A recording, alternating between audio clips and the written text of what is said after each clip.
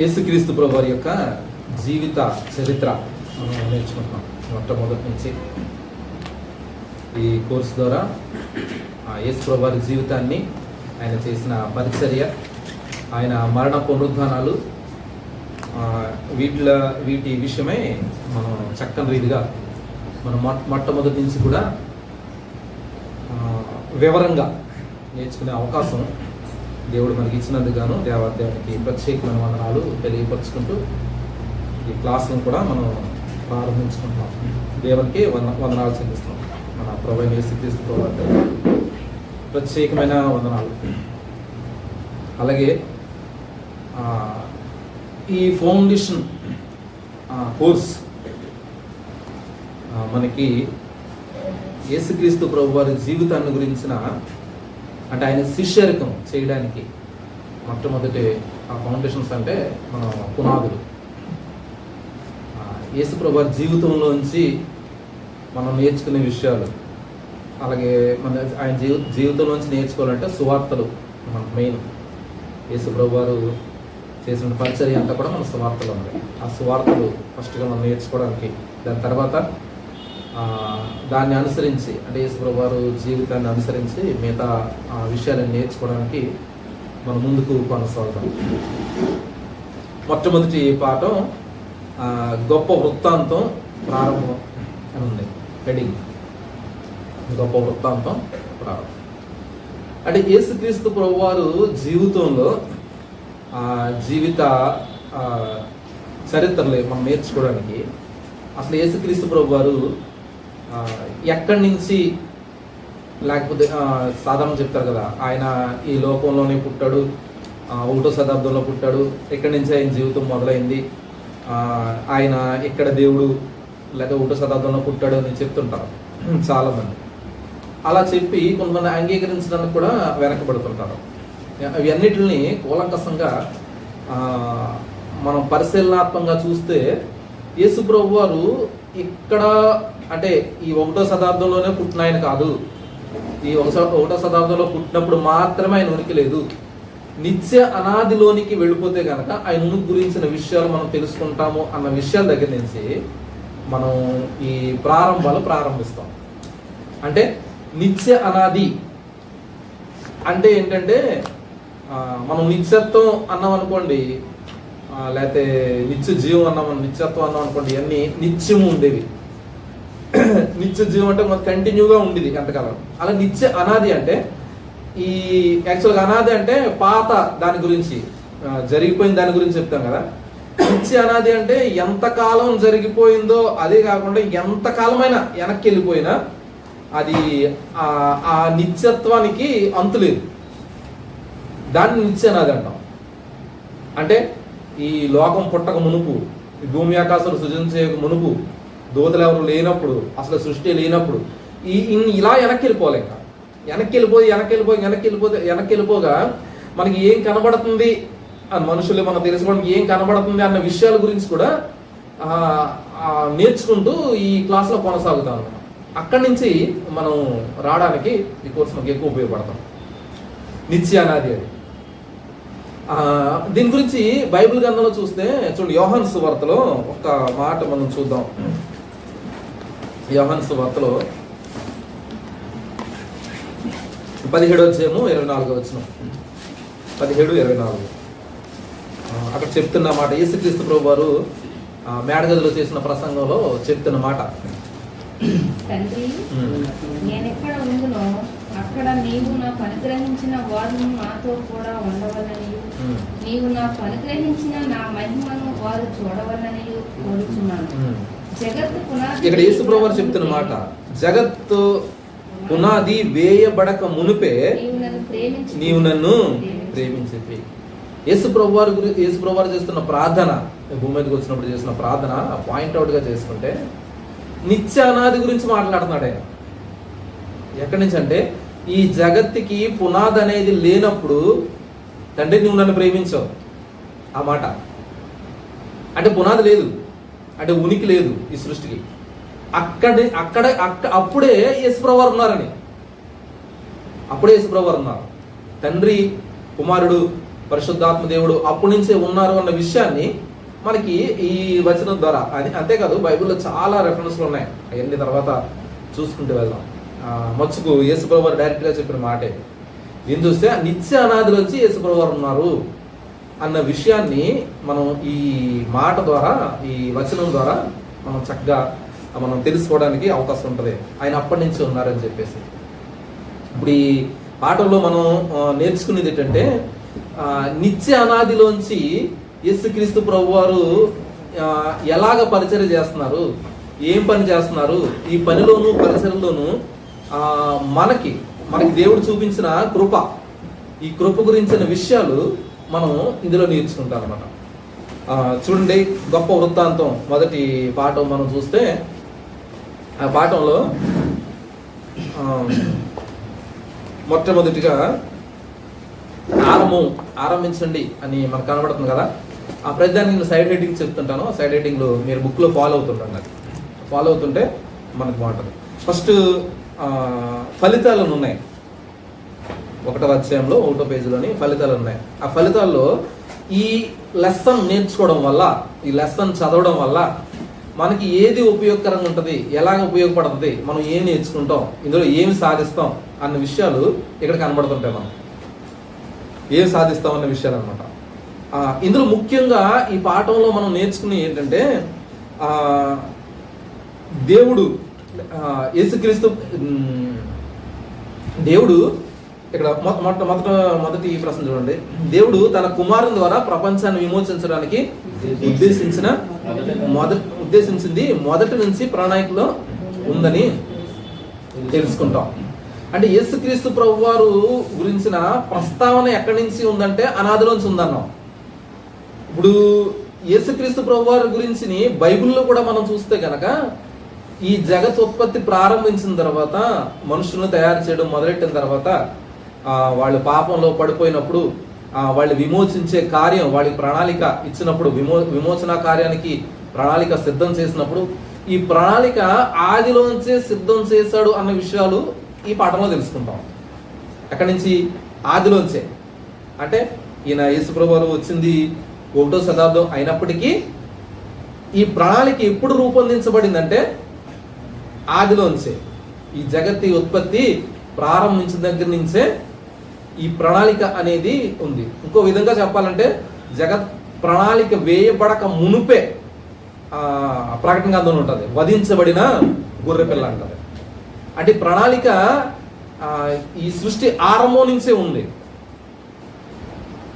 మనం ఈ యేసుప్రభు వారి గురించిన ప్రణాళిక అవ్వచ్చు, లేకపోతే విమోచన గురించిన ప్రణాళిక అవ్వచ్చు, ఆది ప్రణాళిక అవ్వచ్చు, ఇవన్నీ అనమాట. ఇది ఈ లెసన్లో మనం నేర్చుకోవడానికి మనకి ఉపయోగపడుతుంది. అంతేకాదు తండ్రి, కుమారుడు, పరిశుద్ధాత్మ దేవుడు మొట్టమొదటి నుంచి ఉన్నారంటే ఆది అనాదిలోంచి కూడా మనకు కనబడుతున్నారన్న విషయాలు మనకి ఈ లెసన్లో తెలుసుకుంటూ, తండ్రి, కుమారుడు, పరిశుద్ధాత్ముడు కూడా ముగ్గురు కూడా త్రియేక దేవుడుగా ఉన్న ఈయన, ఈ త్రియేక దేవుడు మనల్ని ఎలా ప్రేమిస్తున్నాడు, ఆ ప్రేమించి అనాదిలో చేసిన ప్రణాళిక, అంటే ఆదాము దగ్గర చేసిన ప్రణాళిక, లేకపోతే అంత ముందు చేసిన ప్రణాళిక అవ్వచ్చు, జగత్ ఉత్పత్తి ప్రారంభించిన ప్రణాళిక అవ్వచ్చు, ఆ ప్రణాళికను మనం ప్రేమించి ఎలాగ నెరవేరుస్తున్నాడు అన్న విషయాలు కూడా నేర్చుకుంటాం. ఏం నేర్చుకుంటాం? ఆయన ప్రేమించి మన పట్ల చూపించిన కృప ద్వారా ఆయన ప్రణాళిక ఎలా కొనసాగించుకుంటూ వచ్చాడు, ఆ విషయాలు అన్నమాట. క్లుప్తంగా చూద్దాం. ఇక్కడ పీఠికను ఉంది కదా, నిత్య అనాదిలో యేసు. ఇప్పుడు ఇందాక చదువుకున్నాం యోహాను సువార్త 17వ అధ్యాయము 24వ వచనంలో నిత్య అనాదిలో యేసుక్రీస్తు ప్రభువారు ఉన్నారు. తండ్రిగా, కుమారుడిగా, పరిశుద్ధాత్మ దేవుడిగా ఉన్నారు.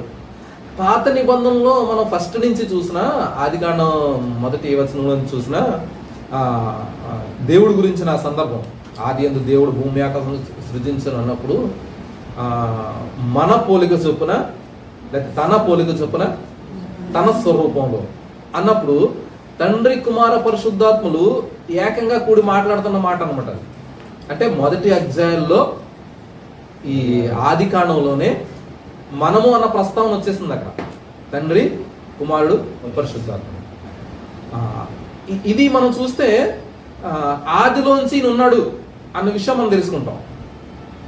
ఎఫెసీ పత్రిక అవ్వచ్చు, హెబ్రీ పత్రిక అవ్వచ్చు, లేకపోతే కొన్ని పత్రికలు చూసినప్పుడు యేసుక్రీస్తు ప్రభువారు సృష్టి ఎలా సృష్టించారు అనే విషయాలు ఆల్రెడీ ముందు క్లాసుల్లో మనం నేర్చుకున్నాం. ఈ విషయాలన్నీ కూడా ఇది చూసుకుంటూ కంటిన్యూ చేసుకుంటూ వెళ్తే కనుక కుమారుడు అనగానే సాధారణంగా మన భావంలో ఏంటంటే, మనిషి రీతిగా భావంలో ఏంటంటే, మనం ఇక్కడ ఉన్నాం కాబట్టి, ఇక్కడ జీవిస్తున్నాం కాబట్టి మనకి ఎలాగుంటుందంటే తండ్రి ఫస్ట్, కుమారుడేమో తర్వాత. అంతే కదా మన భావన. ఎందుకంటే మన మనుషులు, మనకి పరిధులు ఉన్నాయి, మనకి పుట్టడం చచ్చిపోవడం ఉంది, ఎవరు ఫస్ట్ ఎవరు తర్వాత అన్నది మనకు ఉంటుంది. కానీ ఇది తీసుకెళ్ళి మనం ఇదే భావన నిత్యత్వంలో ఉండే దేవుడికి, అంటే ఆయనకి ఆది అంతం లేని దేవుడికి, నిరంతరం ఉండే దేవుడికి దీన్ని తీసుకెళ్ళి మన రిలేషన్షిప్లు లేదా మన బంధుత్వాలు తీసుకెళ్ళి ఆయనకి అప్లై చేద్దారంటే అది కుదరదు. ఎందుకంటే ఆయనకి ఆది లేదు, అంతం లేదు, అది నిత్యుడైన దేవుడు. మనకేముంది? మనకు పుట్టుకుంది, చావు ఉంది. మనకి తండ్రి ఉంటాడు, మన కుమారుడు ఉంటాడు. అలాగా యేసుక్రీస్తు ప్రభువారు కుమారుడు అంటే తండ్రి పెద్దోడు లేదా తండ్రి గొప్పోడు, కుమారుడు తక్కువ లేదా కుమారుడు చిన్నోడు అనడానికి కుదరదు. ఎందుకంటే ఆయన నిత్యత్వంలో ఉండే దేవుడు. కుమారుడు అంటే అర్థం ఏంటంటే, సాధారణంగా బైబిల్ పరిభాషలో అర్థం ఏంటంటే వారసుడు అని, లేకపోతే అన్నిటికీ కూడా ఈయన వారసుడు, లేకపోతే అతనిదంతా తండ్రిదంతా ఈందే. లేకపోతే మన ఏంటది సువార్తల్లో మనం చూసినప్పుడు కుమారుడు కుమారుడు కుమారుడు అని రాసిన దాంట్లో అక్కడ అర్థం ఒకలాగా వస్తుంది.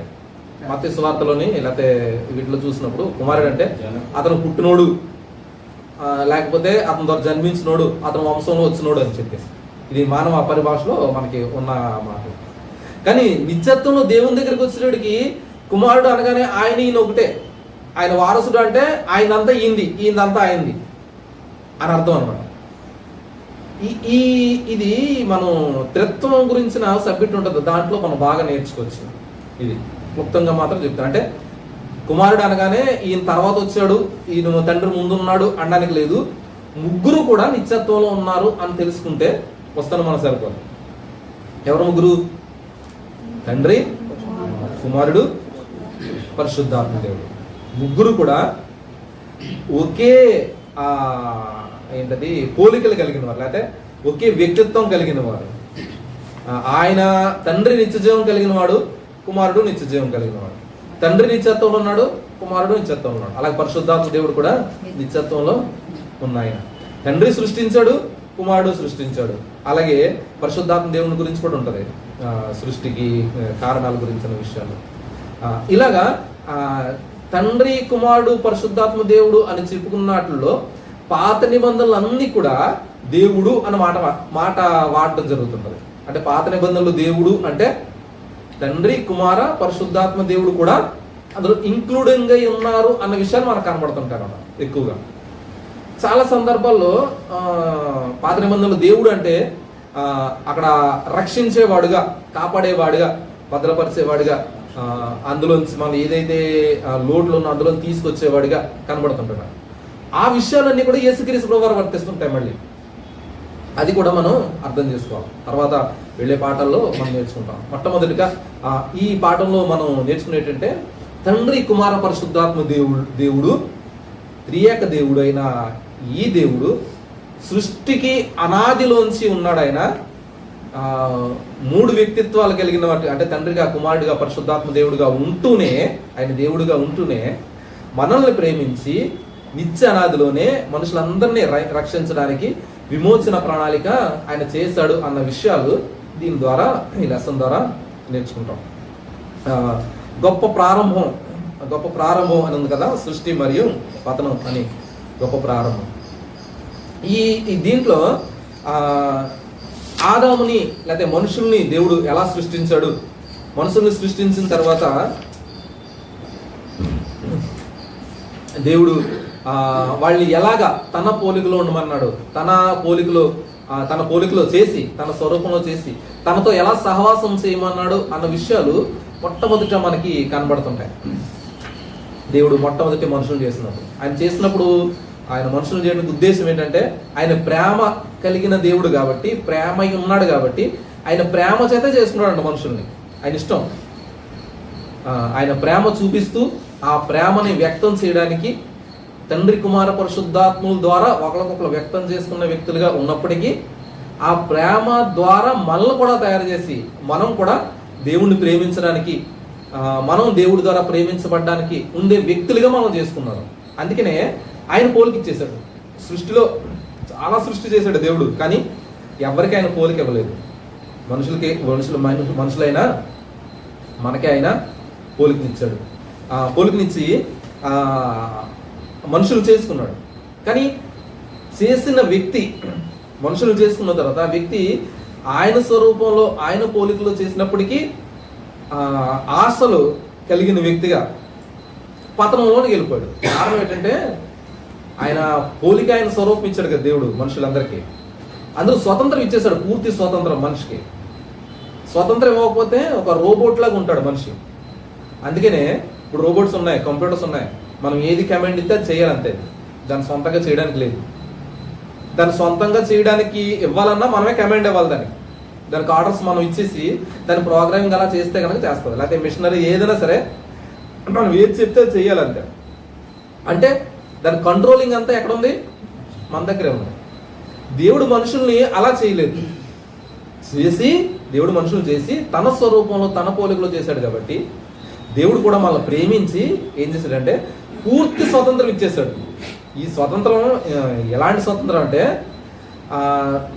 దేవుణ్ణి ప్రేమించడానికి, దేవుణ్ణి ద్వేషించడానికి, లేకపోతే దేవునితో కలిసి ఉండడానికి, లేకపోతే దేవుని దగ్గర రాకుండా ఉండడానికి కూడా, దేవుణ్ణి ఇష్టపడడానికి, ఆయన ఇష్టపడకుండా ఉండడానికి కూడా స్వతంత్రం తీసుకునే అంత స్వతంత్రం మనిషికి ఇచ్చేశాడు దేవుడు. ఎంత ప్రేమించాడు చూడండి. అంటే ఎంత నమ్మకమో చూడండి దేవుడికి మనుషుల మీద, ఎంత ప్రేమ కలిగి ఇచ్చేసాడు అది. కానీ దాన్ని మనిషి ఏం చేసుకున్నాడంటే సద్వినియోగం పరచుకోకుండా దుర్వినియోగం పరుచుకుని వెనక్కి దిగజారిపోయినట్లుగా మనం మొదటి అధ్యాయంలోనే, మొదటి గ్రంథంలోనే, ఆదికాండంలోనే మనం చూస్తాం. దేవుడు ఇచ్చిన ఈ గొప్ప ఈ ఏంటది రక్షణ, లేకపోతే తనకున్న పోలిక, దేవుడు ఏదైతే తనకి ఇచ్చాడు గొప్ప స్వాతంత్రం, దేవుడు మనిషికి ఏదైతే ఇచ్చాడో అన్నీ కూడా లోపంలో ఎందుకు ఇచ్చాడు దేవుడు ఫస్ట్. కానీ ఎప్పుడైతే తప్పుదం చేశాడో మనిషి ఈ లోపం కలిగిన వ్యక్తిగా మారిపోయాడు. ఏంటి? దేవుడు ప్రేమలో లోపం లేదు. దేవుడు ఇచ్చినప్పుడు ఆయన ఏంటది విశ్వాసంలో లోపం లేదు, లోటు లేదు.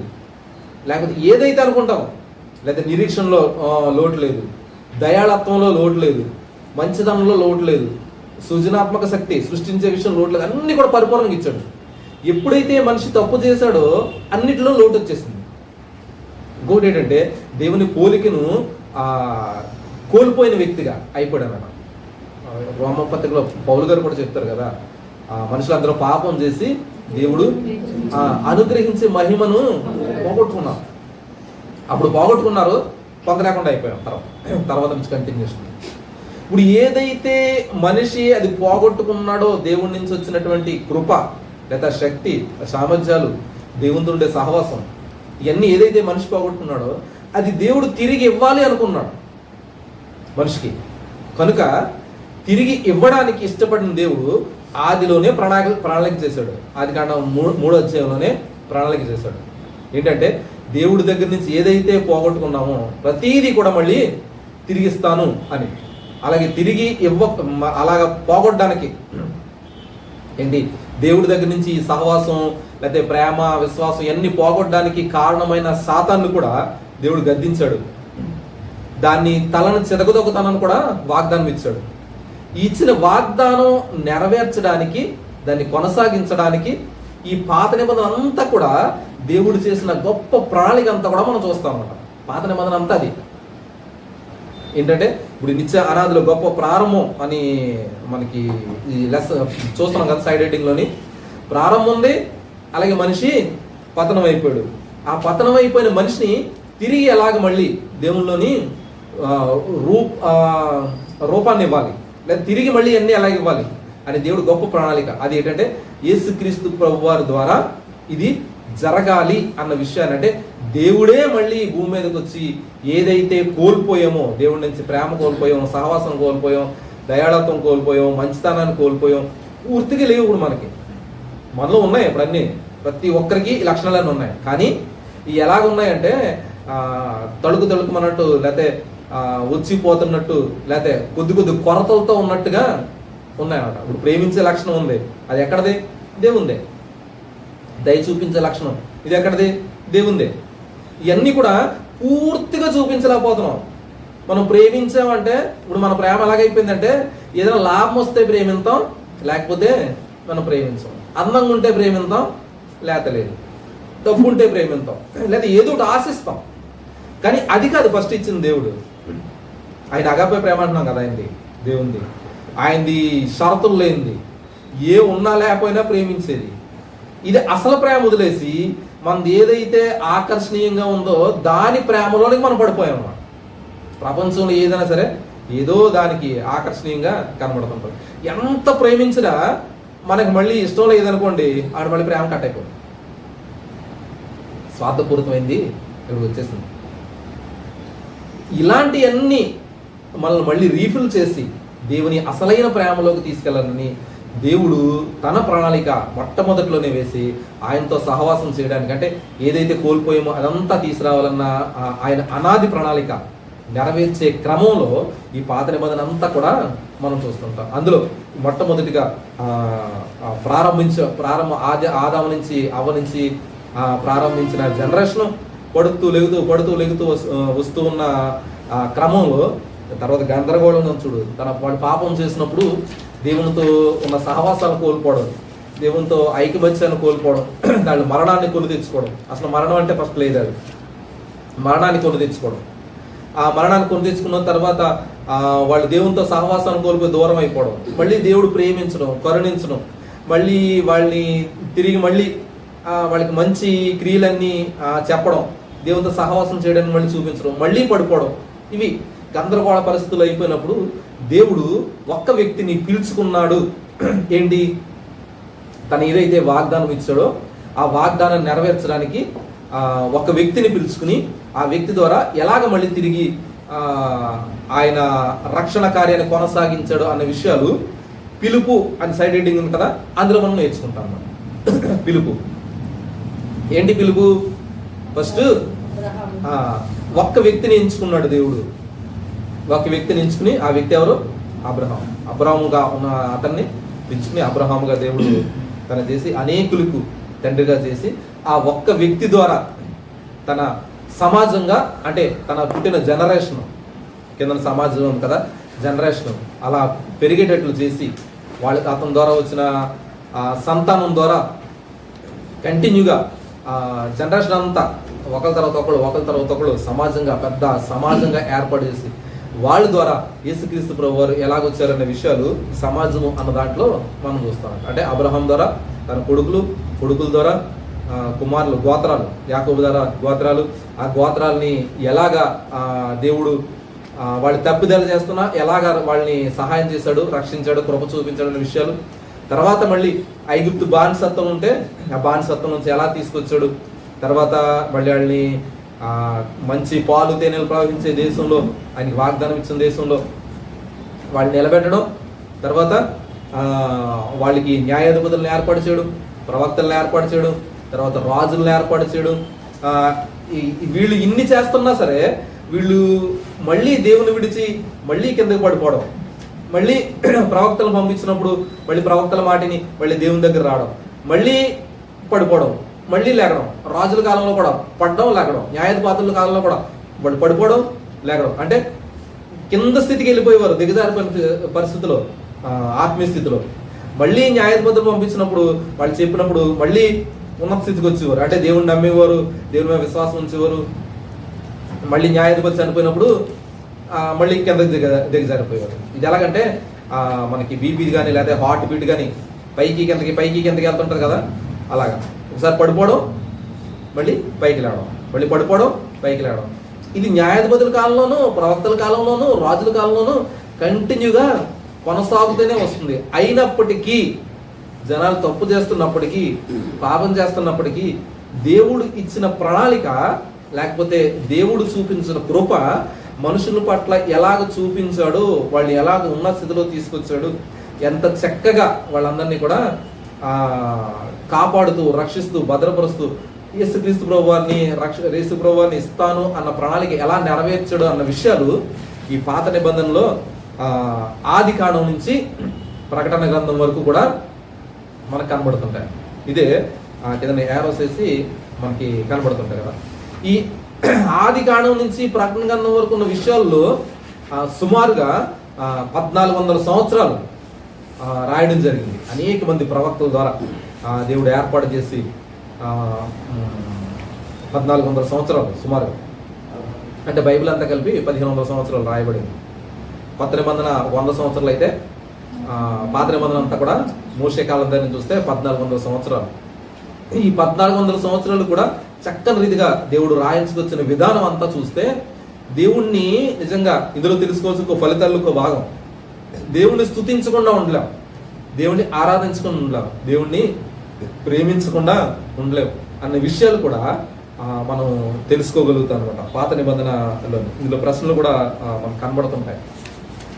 రాసిన ప్రశ్నలు కింద ప్రశ్నలు ఉంటాయి కదా, దానికి కూడా సరైన సమాధానాలు చక్కగా రాసుకుంటే బాగుంటుంది. తర్వాత ఈ క్రమంలో జరుగుతున్న క్రమంలో ఆది కాండం నుంచి మలాకి వరకు ఈ చరిత్ర జరుగుతున్న కాలంలో దేవుడిచ్చిన ప్రణాళిక అంతా నెరవేర్చుకుంటూ వచ్చిన ఈ కాలాన్ని చూసుకుంటూ, దేవుడిచ్చిన కృపను ఒకసారి జ్ఞాపకం చేసుకుంటూ, యేసుక్రీస్తు ప్రభు వారి దగ్గరికి వస్తే ఆయన 1వ శతాబ్దంలో ఈయన ఈ లోకంలో పుట్టినట్టుగా మనకి చరిత్ర ఆధారాలతో పాటు ఉన్నాయి. ఎందుకంటే మన చరిత్ర కూడా చూస్తే క్రీస్తు సగము, క్రీస్తు పూర్వం. క్రీస్తు సగం అంటే మనం నమ్మినా నమ్మకపోయినా దేవుడు ఉన్నాడు, లేదా యేసుప్రభు వారు ఉన్నారు, లేదా లేదు అని అనకపోయినా ఏం చేసినా ఖచ్చితంగా చరిత్ర చెప్పేది ఏంటంటే ఆయన పుట్టాడు. ఆయన పుట్టిన దాన్నే కాలాలుగా క్రీస్తు సగం, క్రీస్తు పూర్వం అని డివైడ్ చేయబడిందని మన చరిత్రలో చూస్తాం. అలాగే బైబిల్లో కూడా మనం చూసినప్పుడు సువార్తలు మనకు 4 ఉన్నాయి. 4 సువార్తలు మత్తయి, మార్కు, లూకా, యోహానులో ఈ 4 కూడా కొత్త నిబంధనకి సంబంధించిన వ్యక్తులుగా, యేసుప్రభు వారితో కలిసి తిరిగిన వ్యక్తులుగా, ఆయన శిష్యులుగా, ఆయనతో కలిసి సహవాసం చేసిన వ్యక్తులుగా ఉన్నటువంటి వాళ్ళు ఈ 4లోని 2 శిష్యులు, అలాగే శిష్యుల్లోను ఆ కాలంలో ఉన్న వ్యక్తులే డైరెక్ట్గా ఆయన ఉన్నాడు, ఆయన ఈ లోకంలో పుట్టాడు, ఆయన జీవించాడు, మనుషులందరికీ పాప విమోచన కార్యం చేశాడు అని రుజువుపరుస్తూ రాసినటువంటి గ్రంథాలు మనకి చరిత్రలో మనకి కనబడుతూ ఉన్నాయి. అదే మనకి సువార్తలు.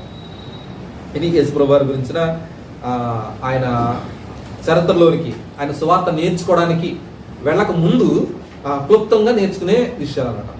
అలాగే బైబిల్ గ్రంథంలో మిగతా చూస్తే కనుక, కొత్త నిబంధన అంతా చూస్తే కనుక యేసుప్రభు వారు వచ్చిన తర్వాత ఆయన జీవించాడు, ఈ లోపల అనేకమైన క్రియలు చేశాడు, ఆయన చనిపోయాడు, మనుషులందరి పాపాల గురించి చనిపోయి ఆయన తిరిగి లేచి పరలోక రాజ్యానికి వెళ్ళిపోయాడు.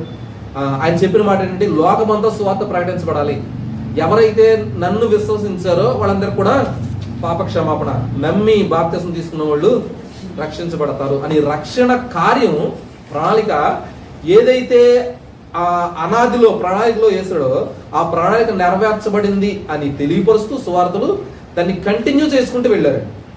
తర్వాత ఉన్న శిష్యులు, తర్వాత ఉన్న జనాంగం ఎవరైతే విశ్వసించారో అది కంటిన్యూషన్ ఎక్కడి వరకు అంటే ఇప్పుడు మన దాకా వచ్చింది, మన దగ్గర నుంచి ఈ మొత్తం మళ్ళీ సృష్టి అంతమైపోవరకు కూడా జరుగుతూనే ఉంటుంది. ఇది ఆగేది కాదు, కంటిన్యూషన్ అంట. ఈ ప్రణాళిక అంతా కూడా మనం ఈ కొత్త నిబంధన అంతా కూడా మనం చూస్తూ ఉంటాం. ఈ పత్రికలు లేకపోతే ఈ గ్రంథాలు, తర్వాత కొత్త నిబంధనలు రాయబడిన ఇవన్నీ ఏంటంటే కొత్తగా సంఘం ఏర్పడింది. ఏంటి సంఘం? ఎవరైతే దేవుని విశ్వాసం ఉంచారో, ఎవరైతే దేవునిలోనికి వచ్చారో వాళ్ళందరూ కూడా దేవుని స్తుతించడం మొదలెట్టారు. కొత్త సమాజం దేవుని ఆరాధించడం మొదలెట్టారు. ఈ ఆరాధించడం, స్తుతించడం ఇది ఎక్కువ చేసుకుంటూ వచ్చారు. అలా చేసుకుని వచ్చే క్రమంలో కొన్ని తప్పులు కూడా వచ్చాయి. ఆరాధించడంలో తప్పులు ఏర్పడ్డాయి, వాళ్ళ జీవన విధానంలో కొన్ని తప్పుడుగా ఉండడం మొదలెట్టారు.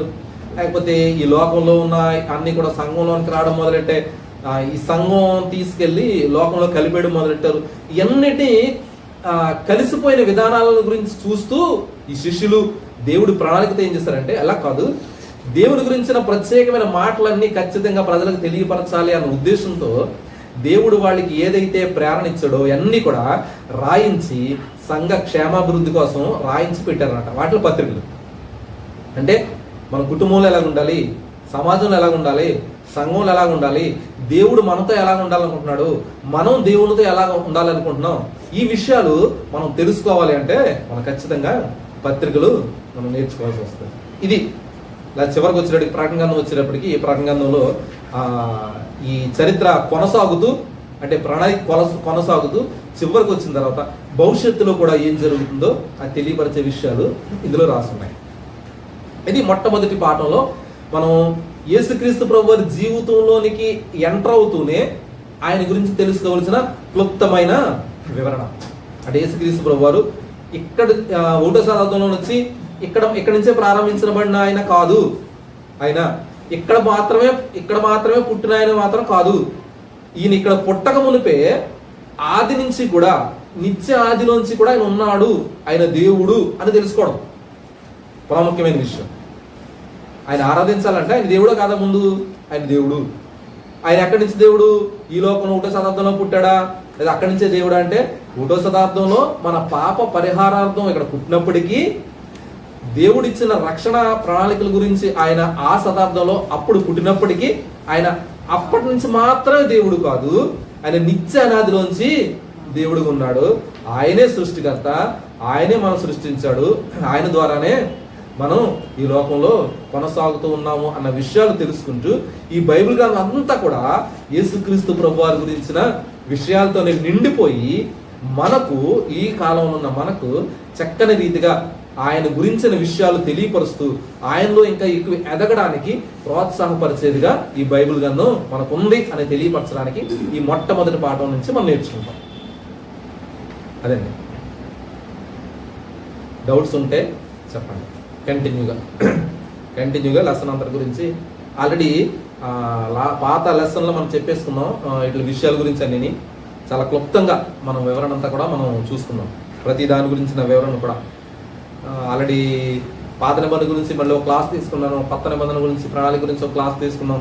ఇవన్నీ కూడా గత 2 నెలలుగా మనం ఇవన్నీ చూసుకుంటూనే వస్తున్నాం.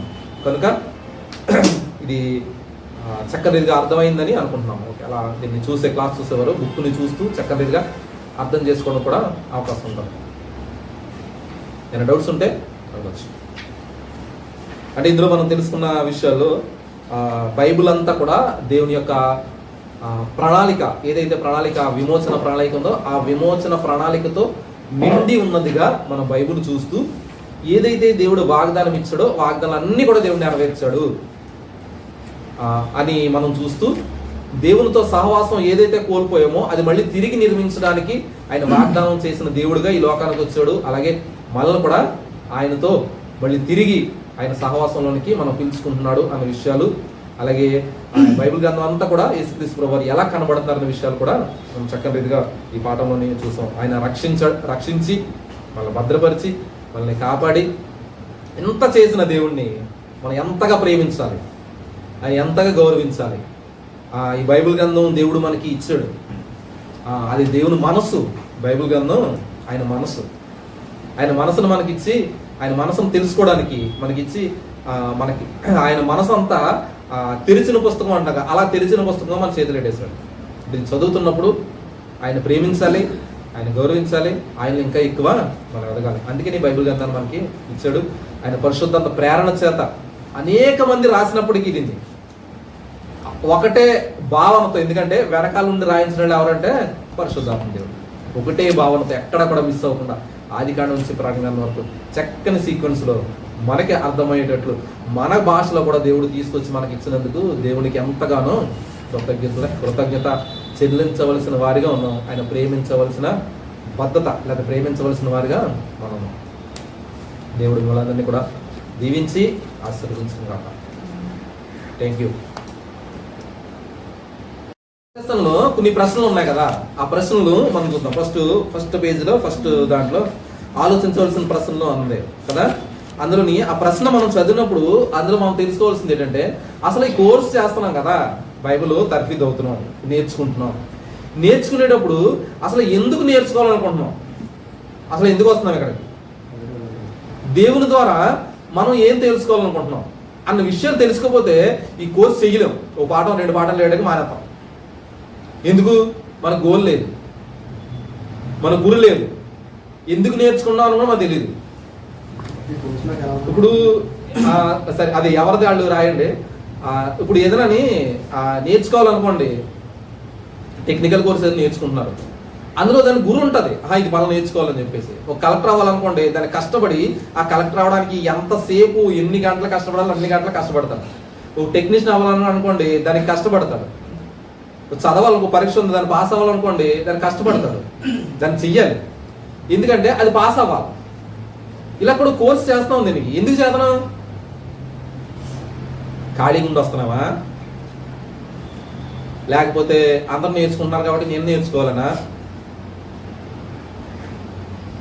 లేకపోతే సమయం వేస్ట్ అవుతుంది కదా, సమయం వేస్ట్ చేసుకోకుండా ఉండాలనా, దేని గురించి? లేకపోతే వాక్యం నాకు ఎక్కువ రావాలనా, దేవుడు నాతో ఏదైతే మాట్లాడుతున్నాడో ఆ మాట్లాడిన మాటలు నేను ఎక్కువగా తెలుసుకోవాలనా, లేకపోతే ఆయన జీవితం గురించి నా తెలుసుకుంటే విషయాలు అది నా జీవితంలో ఉపయోగపడుతూ నా జీవితాన్ని ఇతర వ్యక్తులకు ప్రభావితం చేసుకుండా ఉండాలనా, లేకపోతే నాకు రక్షణ ఇచ్చాడు దేవుడు, ఈ రక్షణ తెలియపరచాలంటే నేను పూర్తిగా తెలుసుకోవాలి, నేను పూర్తిగా తెలుసుకుని ఇతర వ్యక్తులు చెప్తే కనుక అది వాళ్ళ మీద కూడా ప్రభావం చూపుతుంది, ఆ ఉద్దేశంతోనా, ఏ ఉద్దేశం అన్న ఉద్దేశాన్ని ఖచ్చితంగా మీ సొంత మాటల్లో మీరేమనుకుంటున్నారో మీరే రాయండి.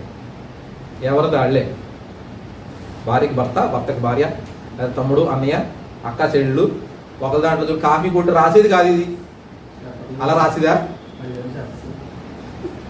చెప్పరండి, ఎవరిది వాళ్ళకండి, ఒకరితో ఒకరు చెప్పరండి. ఇప్పుడు అదే చెప్తున్నాం, ఈ కోర్సులో ఏం నేర్చుకుంటాను ఎవరి దాళ్ళే చేయండి, చెప్పండి ఒకవేళ డౌట్ ఉంటే అది రాయండి. ఇప్పుడు చూడండి, ఇప్పుడు ఈ పాత నిబంధన గురించి కొత్త నిబంధన గురించి చెప్పండి. చేయలేదు, నాకు ఎలా ఉపయోగపడితే కోర్సు నాకు నేను ఎందుకు చేయలేదు కోర్సు అంటే నా డౌట్. ఇప్పుడు నువ్వు కోర్స్ జాయిన్ అవుతున్నావు, నాకు ఎలా ఉపయోగపడుతుంది ఆ కోర్సు?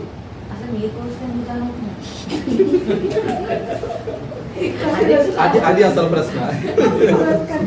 మీరు ఎందుకు నేర్చుకుంటున్నారు అన్నదే ప్రశ్న. నేను ఎందుకు జాయిన్ అవ్వాలి, అసలు ఎందుకు వచ్చారో వాళ్ళకి ఒక ఆన్సర్ వస్తే అప్పుడు ఆ క్వశ్చన్ ఆన్సర్ వచ్చేది ఈజీగా.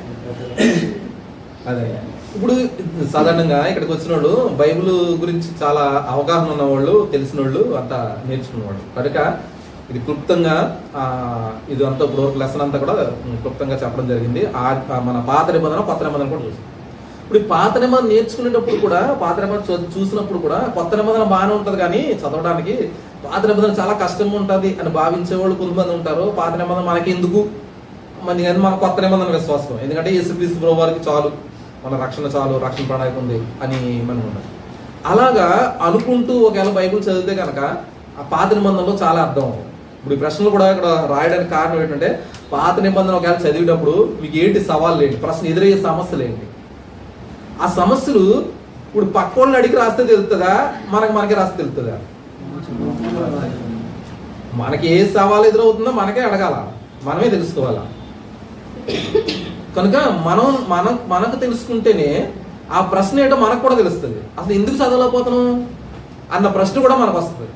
అప్పుడు ఏమవుద్ది, ఇప్పుడు చదవలేకపోతున్నాం, మనకి ఆ పాత నిబంధన చదవడానికి మనం టైం పెట్టలేకపోతున్నాం అనుకున్నాం అనుకోండి, టైం పెట్టలేకపోతున్నాం ప్రశ్న సమాధానం రాసాం మనం, లేకపోతే నాకు సరిగ్గా అర్థం కావట్లేదు పాత నిబంధన చదువుతుంటే, ఇంకేమేమి ఉంటాయి సమస్యలు ఒకసారి చెప్పండి. పాత నిబంధన చదివినప్పుడు, లేకపోతే ఇది కొత్త నిబంధనకి మనం విశ్వాసం కదా, పాత నిబంధన మనకి ఎందుకు, కొన్ని వంశావళి గురించి, ఇంకా యుద్ధాల గురించి,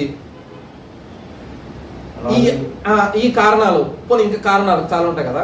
ఇది మనం రాసుకున్నప్పుడు ఒకసారి అప్పుడు మనం ఆలోచిస్తాం. వంశావళి చదవడం మొత్తం బైబిల్ అంతా వంశావళి ఉంటుందా? ఎక్కడ ఉంటది? ఇప్పుడు వంశావళి రాయించాడు దేవుడు.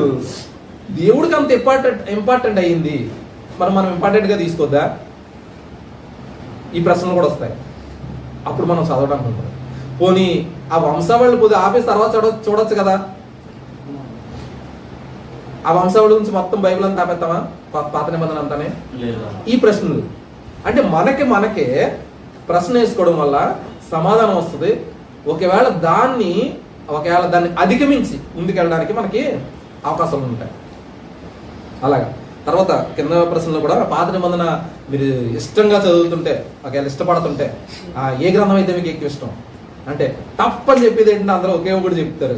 పాత నిబంధనలో ఏంటి? కీర్తనలో చెప్పేది అందరూ చెప్పేస్తారు. ఎందుకు కీర్తనలు ఇష్టం?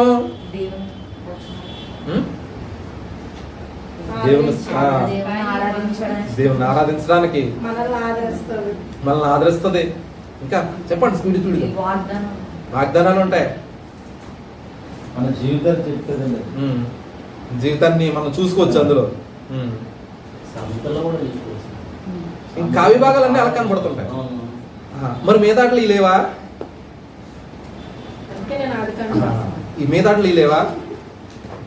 ఖచ్చితంగా కీర్తనలు మాత్రం ఆదరిస్తుంది, మనం బలపరుస్తుంది, మన సహాయం చేస్తుంది. మనం ప్రార్థన ఒకవేళ చేయలేకపోతుంటే ఎలా చేయాలో నేర్పిస్తుంటది. మనం ప్రార్థన ఒకవేళ చేయడం మొదలు దేవుడు ఎలా సమాధానతో కూడా చెప్తుంది. మనం ఎలా దేవుడిని అడగాలో కూడా చెప్తుంది, ఎలా స్తుతించాలో చెప్తుంది. ఇవన్నీ కూడా దేవుడు తన బిడ్డలకి ఎదురైన సమస్యలు కూడా రాసుకొస్తారు ఇందులో. వాళ్ళు అనుభవించిన అనుభవాలు, వాళ్ళ సమస్యలు, ఆ సమస్యలు దేవుడి మీద ఎలా ఆధారపడ్డాడు, దేవుడు ఎలా సమాధానం ఇచ్చాడు, అవి మనం ఎక్కువగా బలపరుస్తుంటాయి. ఓకే, మంచిది. చక్కనిదిగా కీర్తనలో చదివేసి ధ్యానం చేస్తాం. ఇష్టం, ఆ ఇష్టాన్ని మిగతా వాటి మీద పెట్టుకోవచ్చు కదా. ఇప్పుడు ఆదికాండం చూద్దామండి. ఆదికాండం లేకపోయింది అనుకోండి, మన సృష్టి ఎలా ఉంటుందో తెలియదు, మనం ఏమైపోతాం, మనం ఎలా పుట్టామో తెలియదు. అసలు మనకి ఈ ప్రణాళిక యేసుక్రీస్తు వచ్చారు. ఇప్పుడు ఈ లోకానికి వచ్చి మన అందరి గురించి ఆయన విమోచన కార్యం చేశారు. ఇది ఎక్కడ ప్రణాళిక ఎక్కడ వచ్చింది? అసలు ఎందుకు వచ్చాడు ఆయన?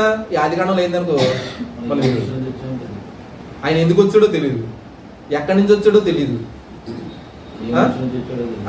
ఏ విషయం గురించి వచ్చాడో తెలియదు. ఈ ఆదికాండం లేకపోతే మనకి ఏం తెలియదు. స్టార్టింగ్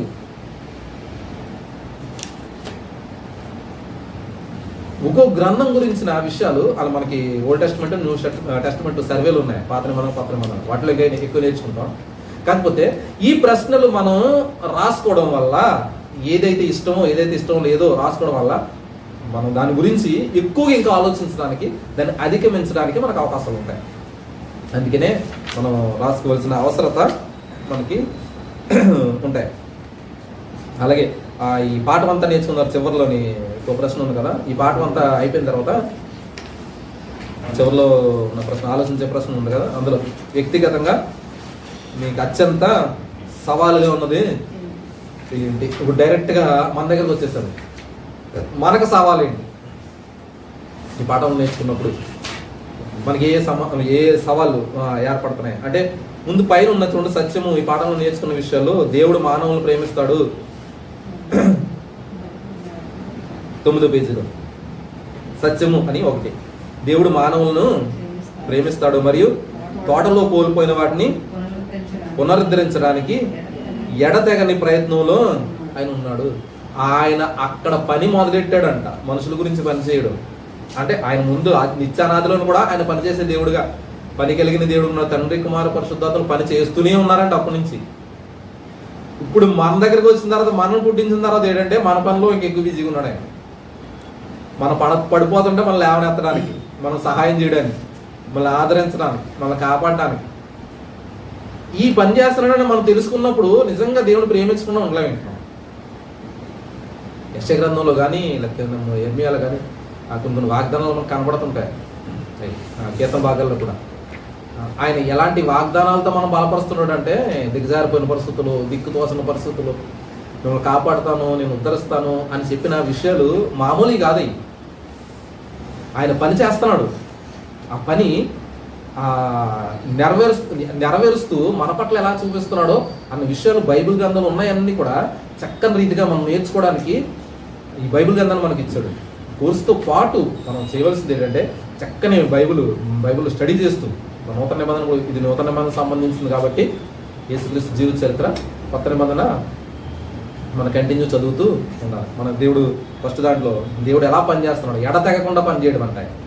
తండ్రి కుమార పరిశుద్ధాత్మ దేవుడు మనతో పాటు ఎడతెక్కకుండా పనిచేస్తున్నారు. అలాగే రెండవది సత్యం ఏంటది, మానవాళి కోసం దేవుడు చేసిన పని అంతటినీ ఇప్పటికీ అందరూ పాపం చేసి దేవుని పరిశుద్ధ ప్రణాళికల కంటే తప్పుగా, ఒకసారి చూడండి సరిగ్గా కరెక్ట్ చదవండి. మానవాళి కోసం దేవుడు చేసినంతా ఉన్నప్పటికీ అందరూ పాపం చేసి దేవుడు పరిశుద్ధ ప్రమాణాల కంటే తక్కువగా ఉన్నారు. దేవుడు ఎంత చేయాలో అంత చేసేసాడు. ఈ ఫస్ట్ లెసన్లో మనం నేర్చుకున్నది దేవుడు ఎంత చేయాలో మనుషులు రక్షించడానికి అంత చేయాలో అంతా చేశాడు. కానీ అంత చేసినప్పటికీ కూడా మనుషులు మళ్ళీ పాపంలోనే పడిపోయి మళ్ళీ దిగజారిపోయిన పరిస్థితులు ఉన్నప్పుడు దేవుడు ఎలాగ మళ్ళీ ఆ ప్రమాణాలకు తక్కువైపోతున్నప్పుడు దేవుడు ఎలాగా మనం రక్షిస్తున్నాడు, సహాయం చేస్తున్నాడు, తక్కువైపోతుంది ఎలా చేస్తున్నాడు అనే విషయాలు కూడా మనం తెలుసుకున్నప్పుడు దేవుని స్తుతించకుండా ఉండలేం. ఇది సత్యం, సర్వసత్యం.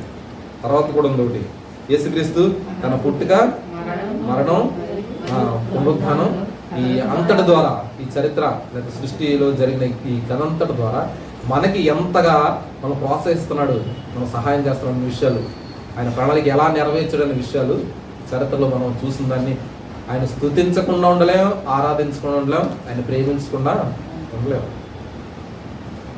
ఎందుకంటే మన గురించి అంతా చేశాడు ఆయన.